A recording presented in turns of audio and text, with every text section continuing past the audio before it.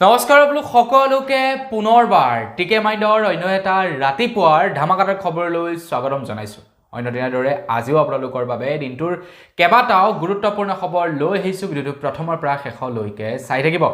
আজিৰ খবৰটো দিয়াৰ আগতেই আপোনালোক সকলোকে সৰুকৈ এটা ৰিকুৱেষ্ট, আপোনালোকে মোৰ চেনেলটো যদি এতিয়ালৈকে ছাবস্ক্ৰাইব কৰা নাই তেনে চেনেলটো ছাবস্ক্ৰাইব কৰি ল'ব, এনেধৰণৰ খবৰবিলাক নিতৌ ৰাতিপুৱা চাই থাকিবৰ কাৰণে। আগবাঢ়িছোঁ প্ৰথমটো খবৰ ফালে। প্ৰথম খবৰটো ওলাইছে গুৱাহাটী মহানগৰীৰ পৰা। গুৱাহাটী মহানগৰীত আকৌ এবাৰ পানীৰ পাইপলাইন ফুটিলে বুলি খবৰ ওলাই পৰিছে। খবৰ ওলোৱা অনুসৰি নিৰ্মীয়মান উৰণীয়া সেতুৰ তলত পানীৰ পাইপলাইন ফুটাৰ খবৰ ওলাই পৰিছে শিলপুখুৰীৰ পৰা। গুৱাহাটী মহানগৰীত এনেকুৱা ধৰণৰ ঘটনা সঘনাই আমি এতিয়া দেখিবলৈ পাইছোঁ, কিন্তু ইয়াৰ পাৰ্মিনেণ্ট সলিউশ্যনহে এতিয়ালৈকে পোৱা নাই। গুৱাহাটী মহানগৰীৰ ঠায়ে ঠায়ে কিছু দিনৰ মূৰে মূৰে এনেধৰণৰ পানীৰ পাইপলাইনসমূহ ফুটি থাকে, যাৰ ফলত নেকি এটা অঞ্চলৰ মানুহে পানীৰ পৰা বহু দিন বিৰত থাকিব লাগে। গতিকে অসম চৰকাৰ তথা গুৱাহাটী মহানগৰীৰ পৌৰ নিগমক অনুৰোধ জনাইছোঁ যাতে তেওঁলোকে এইবিলাকৰ ওপৰত অকণমান ভালকৈ গুৰুত্ব আৰোপ কৰে, এনেধৰণৰ সমস্যাবিলাক যাতে সমাধান কৰিব পাৰে। এইবিলাক সৰু সৰু সমস্যা, কিন্তু এইবিলাকেই বহু মানুহক অশান্তিত পেলায়। আৰু বেছি ইয়াৰ পাছৰটো খবৰ ফালে খবৰ ওলাই পৰিছে চিচি বৰগাঁৱৰ পৰা। চিচি বৰগাঁৱত এইবাৰ বিৰোধী মিত্ৰজোঁটে ৰাইজৰ দলক এৰি দিছে। অৰ্থাৎ এইবাৰ কংগ্ৰেছ ৰাইজৰ দল এজেপিৰ মিত্ৰতা হৈছে, য'ত নেকি এইবাৰ কংগ্ৰেছে চিচি বৰগাঁও সমষ্টিটো ৰাইজৰ দলৰ কাৰণে এৰি দিছে। আৰু সেই ক্ষেত্ৰত যোৱাকালি ডিব্ৰুগড়ত গৌৰৱ গগৈৰ সন্মুখত প্ৰতিবাদ সাব্যস্ত কৰা দেখিবলৈ পোৱা গ'ল কংগ্ৰেছ কৰ্মীসকলে কৈছে যে চিচি বৰগাঁৱক আমি কেতিয়াও ৰাইজৰ দলৰ হাতলৈ এৰি নিদিওঁ, আমি ইয়াতে কংগ্ৰেছৰ প্ৰাৰ্থীহে প্ৰক্ষেপ কৰিম বুলি এতিয়া একাংশ লোকে গৌৰৱ গগৈৰ সন্মুখত প্ৰতিবাদ সাব্যস্ত কৰা দেখিবলৈ পোৱা গ'ল। ঠিক সেইদৰে আমাৰ অসমৰ বিভিন্ন সমষ্টিত এতিয়া যিবিলাক সমষ্টিক নেকি ৰাইজৰ দল বা এজেপিক এৰি দিছে, সেই সমষ্টিসমূহত বিভিন্ন কংগ্ৰেছ কৰ্মীসকলে গৈ প্ৰতিবাদ কৰিছে গৌৰৱ গগৈৰ সন্মুখত যে আমাক এই সমষ্টিটো লাগিব, এই সমষ্টিটো আমি লুৰিণজ্যোতি বা গৌৰৱ গগৈক বা অখিল গগৈক এৰি নিদিওঁ। মানে আনফালে আমি দেখিবলৈ পাইছোঁ কোনোবা এটা সমষ্টিত যদি আমাৰ যি শাসকীয় দলৰ যদি কোনোবা এটা সমষ্টিত ধৰি লওক বিজেপিৰ বহুত বেছি ক্ৰেজ আছে, তাত যদি এজেপিকো এৰি দিছে, তো সেই ক্ষেত্ৰত বিজেপি কৰ্মীসকলে বৰ বিশেষ মাতবোল কৰা নাই। মুঠতে ওপৰৰ পৰা যি নিৰ্দেশনা আহিছে সেই নিৰ্দেশনাৰ মতে তেওঁলোকে কাম বন কৰিছে। কিন্তু বিৰোধীৰ এনেকুৱা স্বভাৱ দেখি খুবেই আতংকিত হৈছোঁ, কাৰণ তেওঁলোকৰ একচুৱেলি চৰকাৰ গঠন কৰাৰ মন নে তেওঁলোকে এনেকৈ থকাৰ মন। কাৰণ তেওঁলোকৰ বিৰোধীৰ মাজত মিত্ৰতা হৈছে, ওপৰৰ বিষয়ববীয়াসকলে কিছু আলাপ আলোচনা কৰি চিটৰ ভাগ বতৰা কৰিছে, তাত আকৌ তলৰ যিসকল নেকি কৰ্মী আছে তেওঁলোকে বিধি পথালি দিছে। তো এনেকৈ হ'লে কিন্তু ২৬তো তেওঁলোকে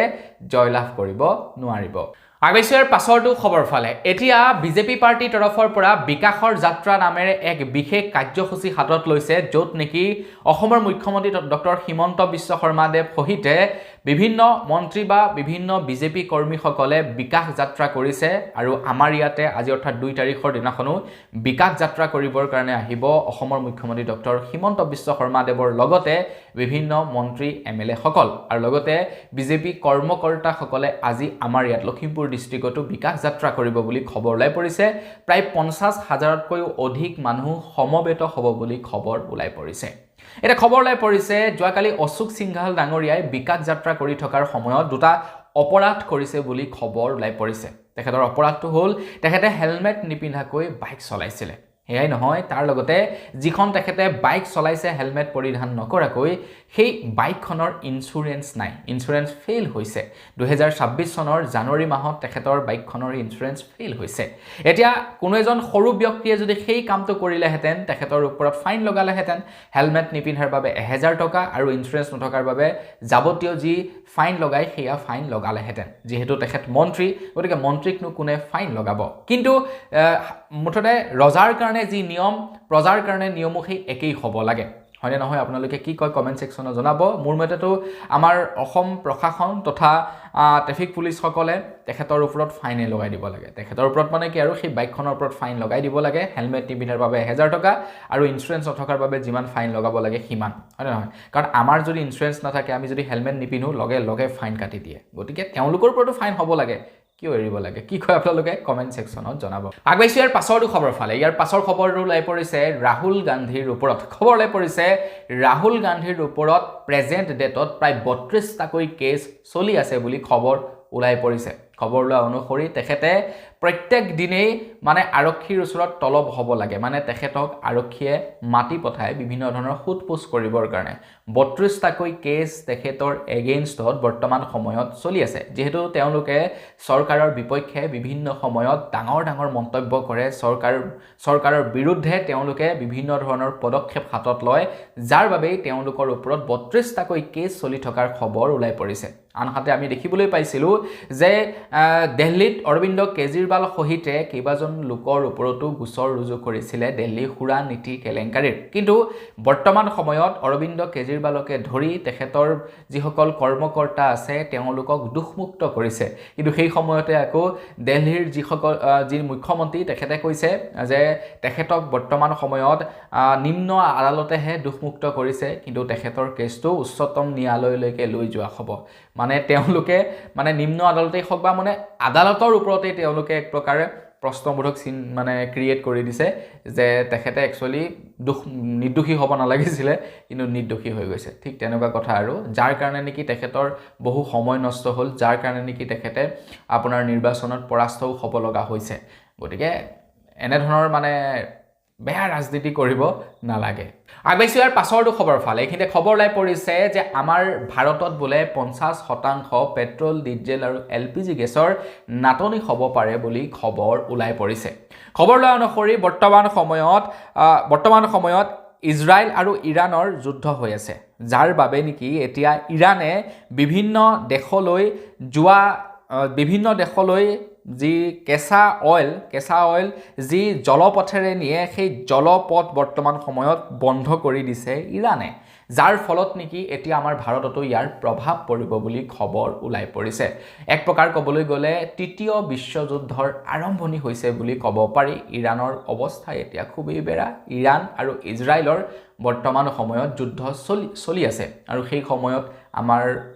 ভাৰতৰ ওপৰত মানে ইয়াৰ প্ৰভাৱ পৰা দেখিবলৈ পোৱা গৈছে যিবিলাক নেকি ডাঙৰ ডাঙৰ চিপ আহে যিবিলাক জাহাজ আহে সেই জাহাজবিলাক জলপথেৰে আহে আৰু ইৰাণে কি কৰিছে তেওঁলোকৰ সেইফালেৰে যিটো জলপথ মানে পাৰ হৈ বাকী দেশবিলাকলৈ যায় সেই জলপথটো বন্ধ কৰি দিছে আগবাইছোঁ ইয়াৰ পাছৰটো খবৰ ফালে খবৰ ওলাই পৰিছে মুখ্যমন্ত্ৰী হিমন্ত বিশ্ব শৰ্মাদেৱে আৰম্ভ কৰা জন আশীৰ্বাদ যাত্ৰাৰ ওপৰত আমাৰ অসমত মন্ত্ৰী হিমন্ত বিশ্ব শৰ্মাদেৱে জন আশীৰ্বাদ যাত্ৰা আৰম্ভ কৰিছে আৰু সেই সময়তে যোৱাকালি তেখেতে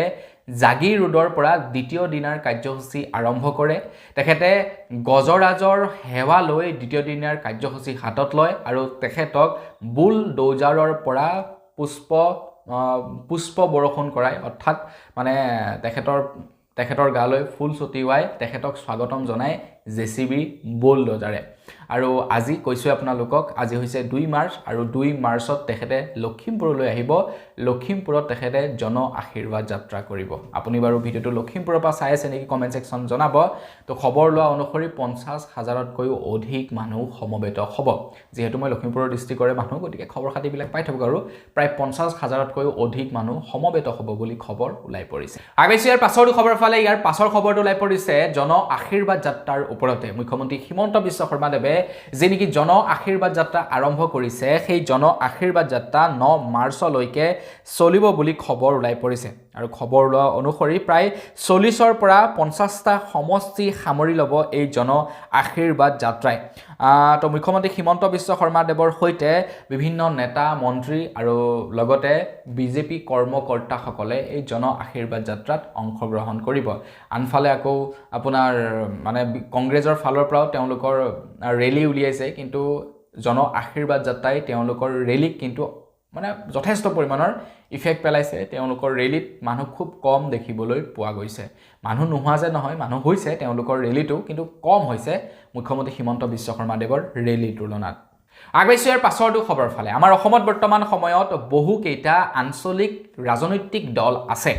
এতিয়া আঞ্চলিক ৰাজনৈতিক দলসমূহৰ ভিতৰত এটা সমীক্ষা চলোৱা হৈছিলে প্ৰায় 3 লাখ মানুহে ভোট দিছিলে আমাৰ অসমৰ যিকেইটা আঞ্চলিক ৰাজনৈতিক দল আছে সেইকেইটাৰ ভিতৰত যে কোনটো ৰাজনৈতিক দল আটাইতকৈ জনপ্ৰিয় 3 লাখ মানুহৰ মাজত চলোৱা সমীক্ষাত প্ৰকাশ পাইছে এজেপি অৰ্থাৎ অসম জাতীয় পৰিষদ বৰ্তমান সময়ত টপ 1ত আছে মানে অসম জাতীয় পৰিষদক বহুত বেছি ভাল পায় আঞ্চলিক দল হিচাপে তাৰ পাছত এজিপি অসম গণ পৰিষদক দ্বিতীয় স্থানত মানুহে ভাল পাইছে আৰু 3 নম্বৰত বিপিএফ হাগ্ৰামা মহিলাৰ ৰাজনৈতিক দল তাৰ পাছত একেবাৰে শেষত ৰাইজৰ দল চতুৰ্থ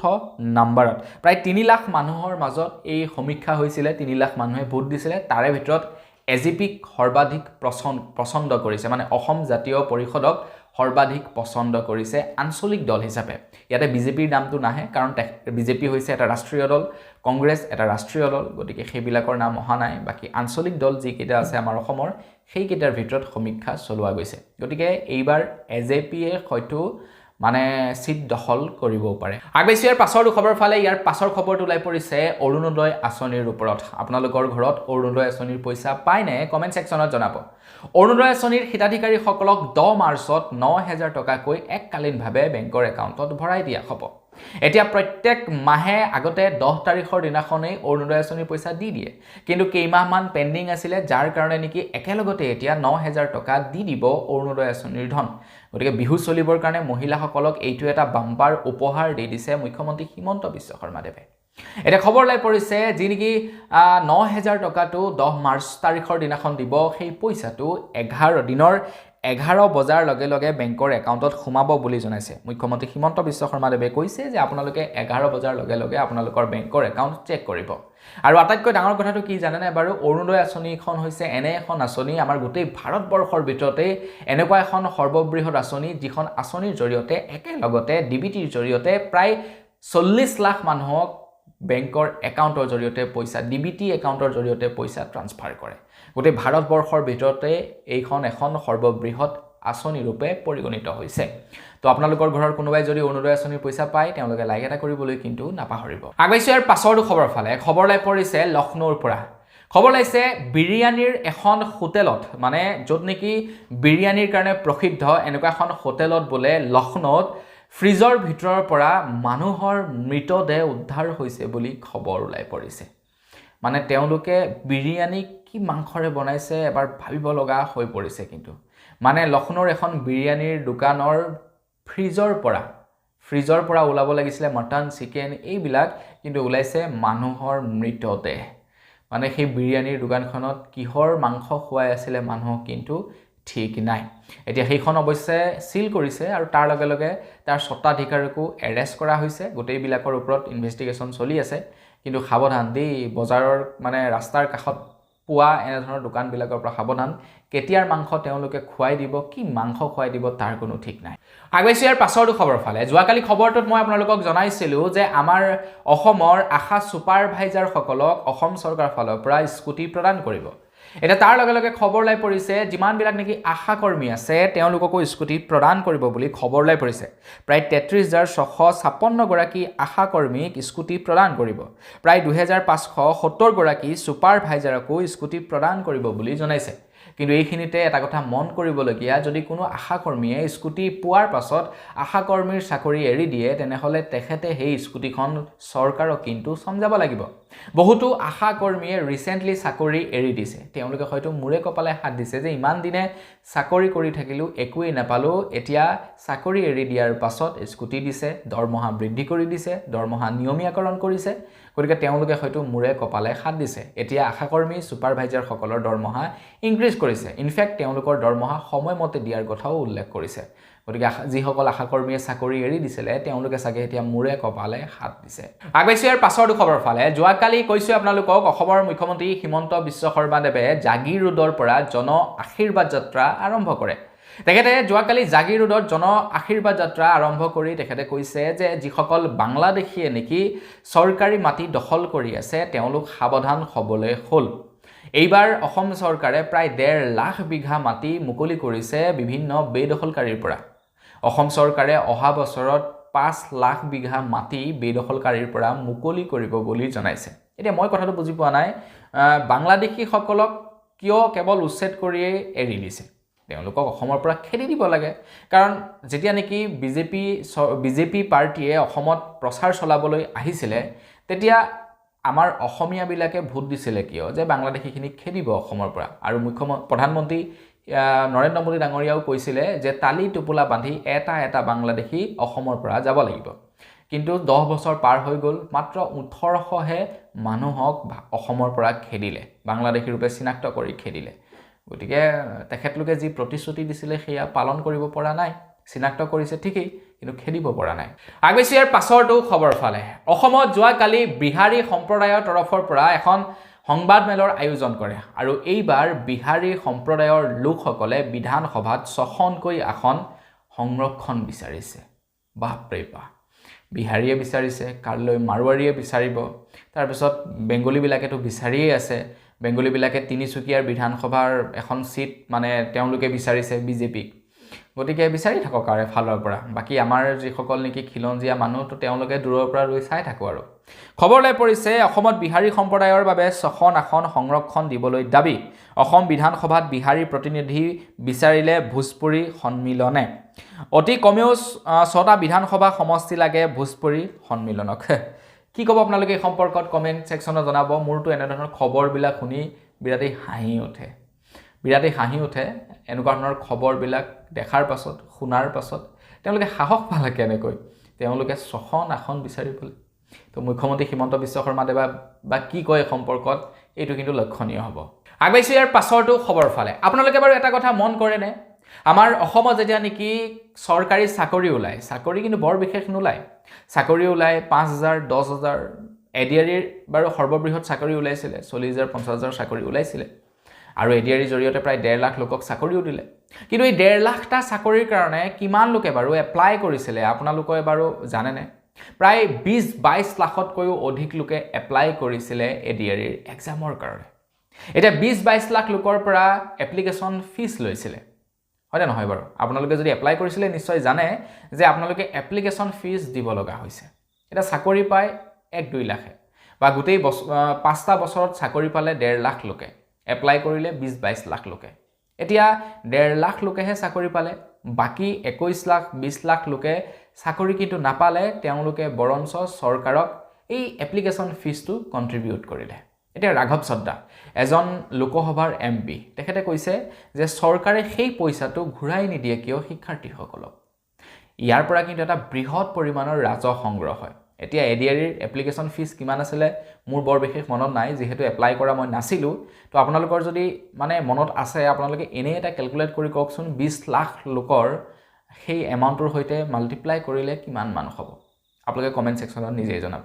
গতিকে এটা বৃহৎ ৰাজহ যায় ৰাজ্য চৰকাৰবোৰলৈ আগবাইছো ইয়াৰ পাছৰ খবৰ ফালে খবৰলাই পৰিছে গুৱাহাটী আৰু উত্তৰ গুৱাহাটীৰ মাজত নতুনকৈ নিৰ্মিত হোৱা দলঙৰ ওপৰত খবৰলাই পৰিছে 8 মাৰ্চৰে পৰা যাতায়াতৰ বাবে মুকলি কৰি দিব গুৱাহাটী আৰু উত্তৰ গুৱাহাটীৰ দলংখন মানে এতিয়া মানুহবিলাকে গৈছে তাতে খুচকাৰি হিপাৰ হৈছে